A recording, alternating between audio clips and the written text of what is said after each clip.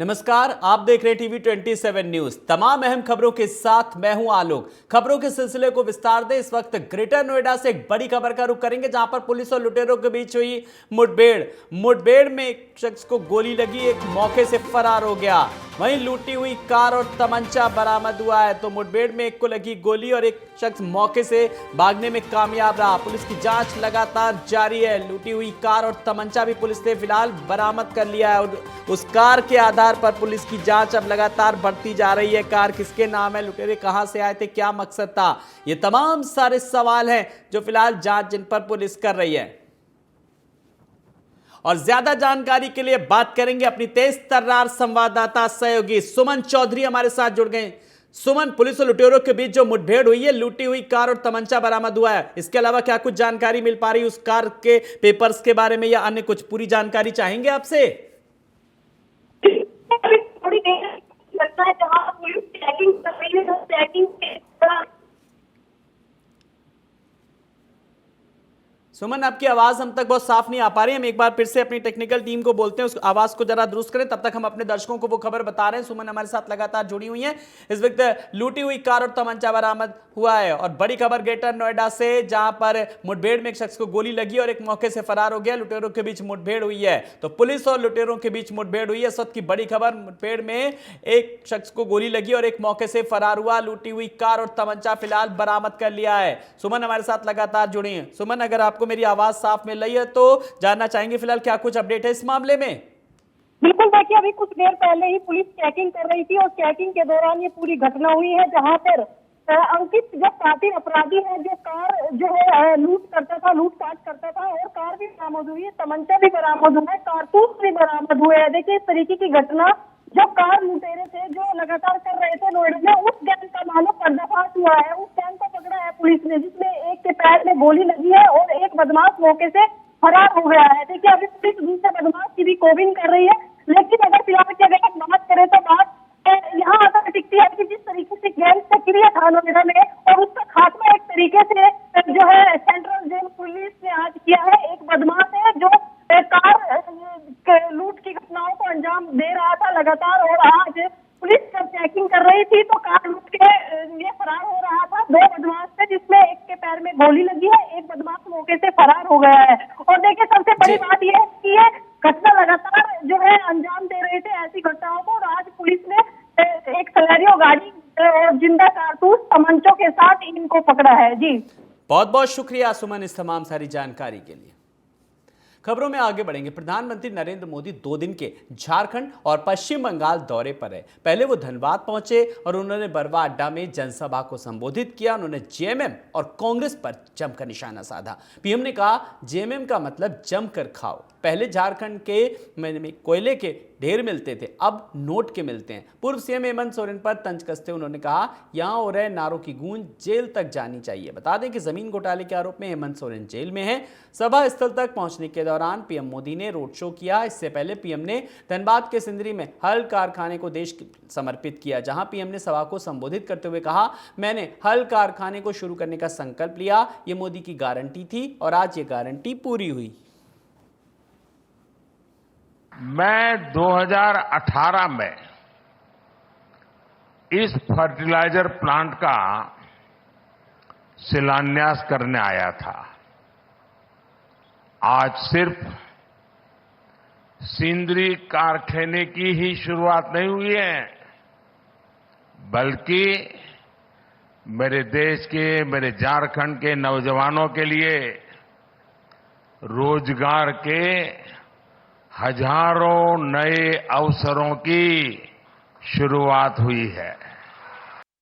झारखंड की जनता को लूटकर, आपको लूटकर, आपके पसीने की कमाई को लूटकर अपने लिए बेनामी संपत्तियों के पहाड़ बना लिए हैं। आपने देखी है ना यहां किस तरह नोटों की गड्डियां निकल रही हैं। मैंने तो अपनी आंखों से कभी नोटों के ऐसे ढेर देखे ही नहीं है। पहली बार टीवी पे देखा क्या झारखंड कमाल कर रहा है। कोयले के ढेर तो देखे थे, नोटों के ढेर देख रहे हैं। और अभी बाबूलाल ने जो तो बढ़िया वर्णन किया है इसका। भाइयों बहनों, ये आपका पैसा है, ये झारखंड के गरीब आदिवासियों का पैसा है। वहीं पीएम मोदी पश्चिम बंगाल दौरे पर रहे, जहां आराम बाग में उन्होंने एक सार्वजनिक रैली को संबोधित करते हुए टीएमसी सरकार पर हमला बोला। भाषण के बाद उन्होंने ममता बनर्जी से मुलाकात भी की। सीएम ममता ने पीएम से मुलाकात के बाद कहा, ये एक प्रोटोकॉल मीटिंग और शिष्टाचार मुलाकात है। मैं किसी भी राजनीतिक चीजों पर चर्चा नहीं करने जा रही हूं, क्योंकि ये बिल्कुल भी राजनीतिक मुलाकात नहीं है।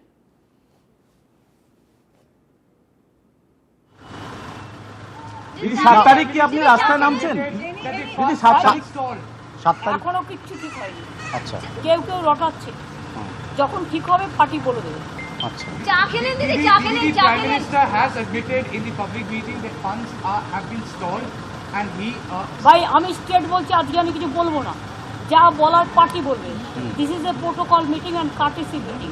Here I am not going to discuss any political things because this is not at all a political meeting.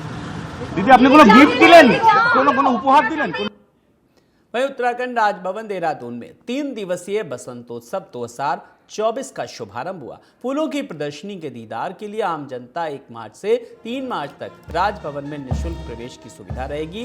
वहीं आज बसंतोत्सव 2024 के शुभारंभ के अवसर पर उद्घाटन समारोह का आयोजन किया गया। समारोह में राज्यपाल retired lieutenant general Gurmeet Singh ने बतौर मुख्य अतिथि शिरकत की। इस दौरान कैबिनेट मंत्री गणेश जोशी भी उपस्थित रहे। राज्यपाल ने बताया कि 1 मार्च से 3 मार्च तक ये कार्यक्रम चलेगा, जिसके तहत आम जनता फूलों की प्रदर्शनी का दीदार कर सकेगी।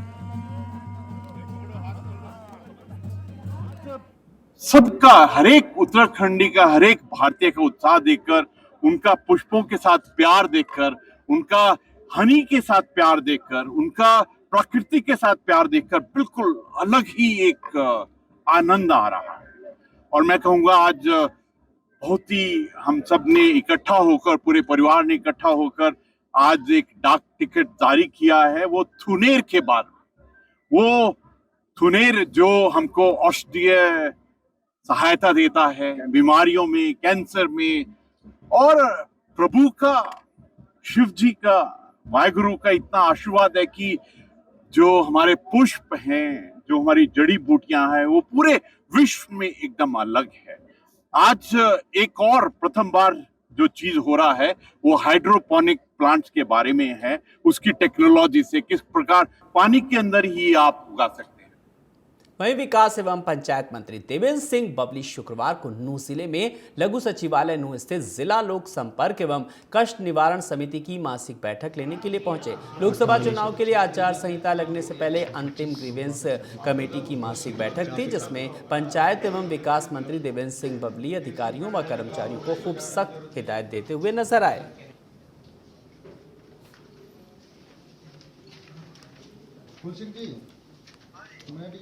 अगर आपके संज्ञान में है वो आप जिला प्रशासन को जो काम करें उसके खिलाफ कार्रवाई होगी। इसमें सरकार बिल्कुल जो परिवार पहचान पत्र है, इसमें जिन भी परिवारों की पहचान की गई थी उन्होंने अपनी सेल्फ जो डिटेल्स थी वो सबमिट करने का परिवारों के द्वारा काम किया गया था। उसमें जहाँ जहाँ त्रुटियाँ थी उसको बार बार सरकार के द्वारा ठीक करने का काम किया गया है। और मैं 100% नहीं कहूँगा, हो सकता है त्रुटियाँ अभी भी कुछ खामियाँ हों, उसको रेगुलर प्रोसेस है, ये निरंतर रहेगा। कई बार आप मान लीजिए जो पे अभी आज एक केस था, उस टाइम वो नौकरी पर थे, आज वो नौकरी पर नहीं है, तो उसकी इनकम कम होगी। उस टाइम नौकरी पर थे तो उनकी इनकम ज़्यादा थी। तो 1,80,000 के जो हमारे परिवार हैं उसके अंदर जो जो सुविधाएं सरकार की तरफ से है, चाहे बीपीएल पीले कार्ड की बात हो, बीपीएल कार्ड की बात हो, उसमें चिरायु आयुष्मान कार्ड की बात हो, बुढ़ापा पेंशन की बात हो। मेरठ के कचहरी परिसर में अज्ञात शव मिलने से हड़कंप मच गया। सूचना मिलते ही पुलिस ने घेराबंदी कर शव को कब्जे में ले लिया और पोस्टमार्टम के लिए भेज दिया। शव की हालत बेहद खराब थी। पुलिस को शव के पास से कोई भी कागज या पहचान की कोई भी चीज नहीं मिली जिससे उसकी पहचान की जा सके। फिलहाल पुलिस शव की पहचान के लिए पूछताछ करने में लगी हुई है और पहचान के लिए सोशल मीडिया और आसपास के थानों में भी मृतक की फोटो भेजी है।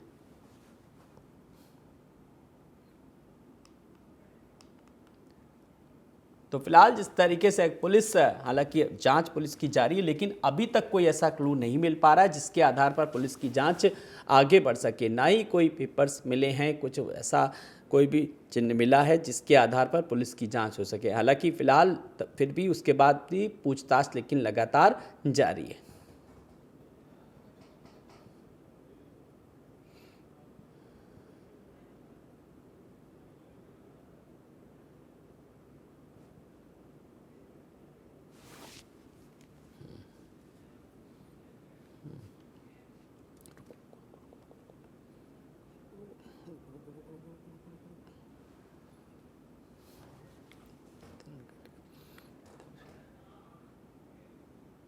और खबरों के सिलसिले को आगे बढ़ाएं, इस वक्त राजनीति के गलियारों से एक बड़ी खबर आ रही है केंद्रीय मंत्री नितिन गडकरी से जुड़ी हुई, जो नितिन गडकरी ने उनके वक्तव्य के साथ छेड़छाड़ कर लोगों को गुमराह करने को लेकर कांग्रेस अध्यक्ष मल्लिकार्जुन खड़गे और महासचिव जयराम रमेश को एक लीगल नोटिस भेजकर माफी मांगने की बात की है। तो नितिन गडकरी ने भेजा खड़गे को नोटिस, जिसमें महासचिव जयराम रमेश को लीगल नोटिस भेजकर माफी मांगने की बात की है। तो ये लीगल नोटिस भी है जो है ये जारी किया है नितिन गडकरी ने, साफ तौर पर माफी मांगने के लिए इसमें कहा गया है। और उसमें साफ तौर पर लिखा है, dear sir please find attached herewith copy of legal notice dated 1/3/2024 issued to you in the behalf of my client Mr. Nitin Gadkari against you detrimentary news contents। तो ये फिलहाल अब माफी मांगने के लिए कहा है और ये पत्र भी जारी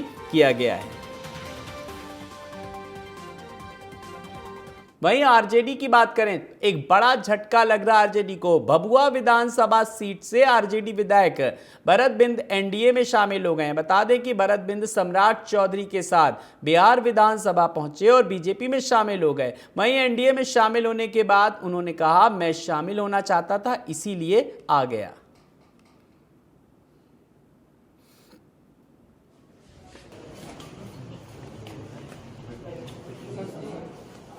कानपुर में आयकर विभाग ने बंशीधर तंबाकू कंपनी पर छापा मारकर करोड़ों रुपए जब्त किए। इस रेट में लग्जरी कारें भी बरामद हुई। इन कारों में लैम्बोर्गिनी, मैक्लॉरेन, फरारी, रॉयल रॉयस जैसे ब्रांड्स शामिल हैं, जिनकी कीमत 60 करोड़ से भी अधिक की बताई जा रही है। कंपनी के दिल्ली, मुंबई, गुजरात समेत 20 ठिकानों पर छापेमारी की गई और छापेमारी करीब 20 घंटे से ज्यादा का वक्त हो चुका है चल रही है।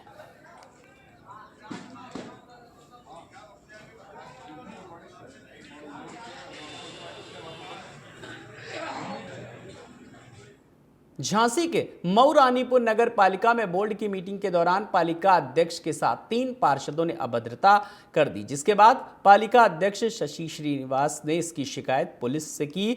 पुलिस ने आरोपी पार्षदों के खिलाफ मामला दर्ज कर कार्रवाई शुरू कर दी। बता दें कि मऊ रानीपुर नगर पालिका अध्यक्ष शशि श्रीनिवास अपने पार्षदों के साथ बोर्ड की मीटिंग में मौजूद थी। वहीं तभी 3 पार्षदों ने अभद्रता और शोर शराबा शुरू कर दिया, जिसका अन्य पार्षदों ने विरोध किया। वहीं जब शशि श्रीनिवास ने समझाने का प्रयास किया तो पार्षदों ने उनके साथ भी अभद्रता की। नगर पालिका में बोर्ड मीटिंग चल रही थी, सभी पार्षद, महिलाएं पार्षद, हम सब बैठे हुए थे। तो नगर विकास का कार्य का प्रस्ताव चल रहा था। ईओ साहब बता रहे थे, समझा रहे थे, लेकिन ये अभिषेक पाठक और ये फिरोज खान और प्रेमपाल ये बहुत तेज से बात करने लगे और बदतमीजी से बात करने लगे। ईओ साहब ने उन्हें समझाया, तभी नहीं माने, तब भी बदतमीजी से बात करते हुए और कहने लगे 5 साल देखते आप कैसे चलाओगे नगर पालिका। वहीं गाजियाबाद में एक बार फिर डिजिटल अरेस्टिंग के नाम पर ठगी करने का मामला सामने आया। इस बार साइबर ठगों ने एक महिला अधिकारी को अपना शिकार बनाया। विदेश में अवैध सामान भेजने के नाम पर महिला अधिकारी से 56 लाख रुपए की ठगी की गई। इस मामले में पीड़िता ने साइबर थाने में केस दर्ज कराया। वहीं एडिशनल सीपी दिनेश पी ने बताया कि मामले की जांच की जा रही है और अभी अकाउंट में रुपए गए उसके बारे में पता किया जा रहा है। 27 तारीख को एक एफआईआर दर्ज हुआ है साइबर क्राइम पुलिस स्टेशन में। एक महिला अधिकारी जो वसुंधरा में रहते हैं, उनके द्वारा ये शिकायत दर्ज की गई है। कोई प्राइवेट कंपनी जो पार्सल सर्विसेज चलाते हैं उनके नाम से किसी ने फ़ोन किया और कहा कि आपके नाम से जो पार्सल हुआ है उसमें बहुत सारे इलीगल आइटम्स हैं और ये अगर लॉ एनफोर्समेंट एजेंसी को हम बताएंगे तो आपकी अरेस्टिंग हो जाएगी। और उसमें कुछ लोग लॉ एनफोर्समेंट एजेंसी के ऑफिसर्स बन के भी महिला को ऑनलाइन स्वाइप कॉल में उनसे बात की और अरेस्टिंग की धमकी दी है और वो सारी चीज़ें करके उनसे 56 लाख के ट्रांजैक्शन करवाए हैं। तत्काल जैसे पुलिस को सूचना मिली है हम लोगों ने जो जिस बैंक के खातों में पैसे गए हैं उनको ब्लॉक कराने के लिए भी हम लोगों ने मेल कर दिया है, फ़ोन भी कर दिया है, उसमें काफ़ी चीज़ें प्रगति में हैं। वहीं झांसी के एक हॉस्पिटल में सचिवालय के समीक्षा अधिकारी और कर्मचारियों के बीच मारपीट हो गई। मारपीट की घटना वहां लगे सीसीटीवी कैमरे में कैद हो गई। इसके बाद समीक्षा अधिकारी ने हॉस्पिटल के मालिक के खिलाफ मामला दर्ज कराया। वहीं दूसरी तरफ हॉस्पिटल के मालिक डॉक्टर प्रमोद गुप्ता ने समीक्षा अधिकारी के खिलाफ मामला दर्ज कराया। सूचना पर पहुंची पुलिस ने जांच पड़ताल शुरू कर दी। समीक्षा अधिकारी ने आरोप लगाते हुए बताया कि बेटे के इलाज में लापरवाही की जा रही थी। जब शिकायत अस्पताल के स्टाफ से की तो स्टाफ गालियां देने लगा। जब इसका विरोध किया तो मुझ पर हमला कर दिया।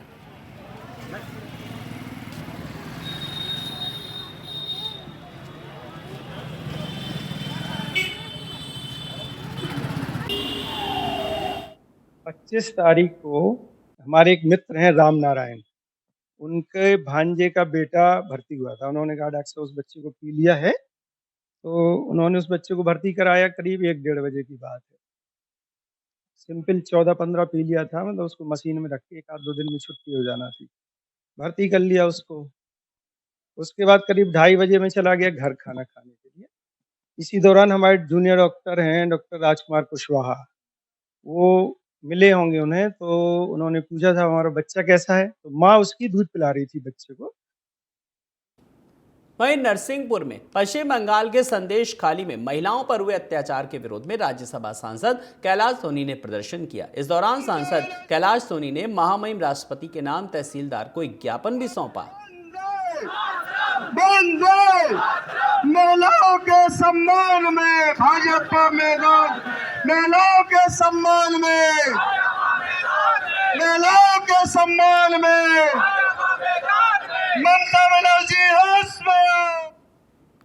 वहीं सोनभद्र में वन विभाग की बड़ी लापरवाही देखी गई। दरअसल वन विभाग की नर्सरी में नाबालिग बच्चों से काम कराया जा रहा है। जिन बच्चों के साथ में हाथ की बात करें तो कलम किताबें होनी चाहिए, उन्हीं बच्चों से यहां पर काम कराया जा रहा है। पूरा मामला पटना रेंज का है। बता दें कि यहां के रेंजर अमित श्रीवास्तव की देखरेख में बच्चों से काम कराया जा रहा है।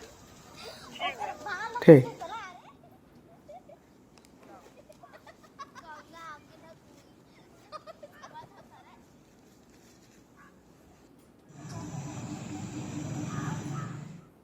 वहीं पौड़ी में बस अड्डा बनने के बाद अब नगर पालिका इसके भीतर चल रही फड़फेरी विक्रेताओं की दुकानों को हटाने जा रही है। दरअसल बस अड्डे के निर्माणाधीन होने के दौरान नगर पालिका ने अस्थायी तौर पर फड़फेरी विक्रेताओं को यहां दुकान चलाने की अनुमति दी थी, लेकिन अब बस अड्डा बनने के बाद विक्रेताओं को कहीं और शिफ्ट किया जा रहा है। बता दें कि फड़फेरी विक्रेताओं के कारण बस अड्डे में यात्रियों को रुकने में काफ़ी मुश्किलें हो रही हैं, साथ ही बस ड्राइवर्स को बस पार्क करने में भी दिक्कतें हो रही थी।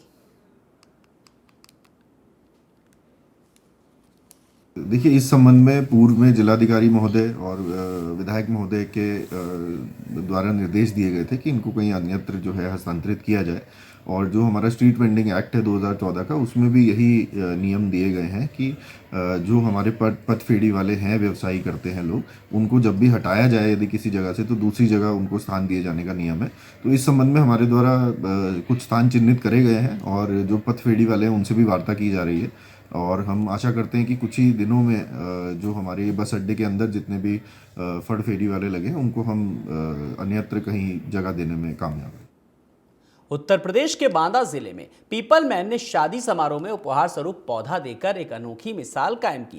दरअसल नवविवाहिता जोड़े जय मंगल हमीरपुर संघ आरती बांदा को रघुराज पीपल मैन फाउंडेशन के संस्थापक people man doctor Raghuraj Pratap Singh, पर्यावरणविद और निदेशक नीतीश कुमार ने बुंदेलखंड के बांदा में बढ़ते तापमान को देखते हुए एक अनोखी मुहिम शुरू की। रघुराज प्रताप सिंह का मानना है कि प्रकृति और मानवता के लिए जीवन रूपी ऑक्सीजन मानव समाज को मिलते रहेगी और इससे जीवन कृतार्थ हो जाएगा। जल्दी जलवायु परिवर्तन को कम किया जा सकता है और सभी लोगों को अपने बेटी या बेटे की शादी में एक पेड़ जरूर लगाना चाहिए।